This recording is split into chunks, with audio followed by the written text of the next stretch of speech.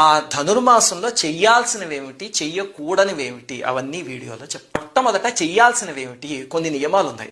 అవి ఏమిటి అంటే, మొట్టమొదటిది తెల్లారిగట్టే స్నానం చేయాలి. చేసి సూర్యోదయానికి ముందే పూజ చేసేసుకోవాలి ధనుర్మాసంలో, అది నియమం. అందుకని మీరు 4:30కో 5 గంటలకో పూజ మొదలు పెట్టారనుకోండి, మీకు సూర్యోదయానికి పూర్వం అయిపోతుంది. ఇంకా రెండో నియమం ఏమిటంటే, పూజ చేసేటప్పుడు తెల్లటి బట్టలు వేసుకోండి, మగవాళ్ళైనా ఆడవాళ్ళైనా.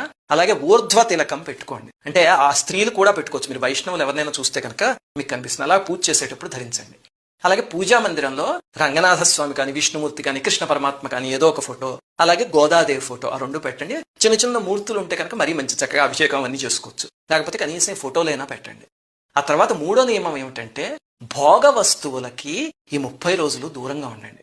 ఇది ధనుర్మాస వ్రతం అనేది ఒక తపస్సు లాంటిది. అంటే పెళ్లి కాని ఆడపిల్ల చేస్తే పెళ్లి కావాలి అని తపస్సు చేసినట్టు, పరమాత్మ కోసం చేస్తే ఆయన పొందాలని చేసినట్టు. దాంతో ఆ తపస్సులో ఇంక భోగాలకి వాటికి చోట్లేదు. కిట్టి పార్టీలు కానీ, లేకపోతే బయటికి సినిమాలు, షికార్లు, వీటన్నిటికీ 4 రోజులు దూరంగా ఉండండి. ఇంకా 4వ నియమం ఏమిటి అంటే, ప్రతిరోజు పూజ అయిపోయాక ఏం చేయాలి? ఏముందండి, టీవీ పెట్టి చూడాలి, లేకపోతే న్యూస్ పేపర్ కాదు.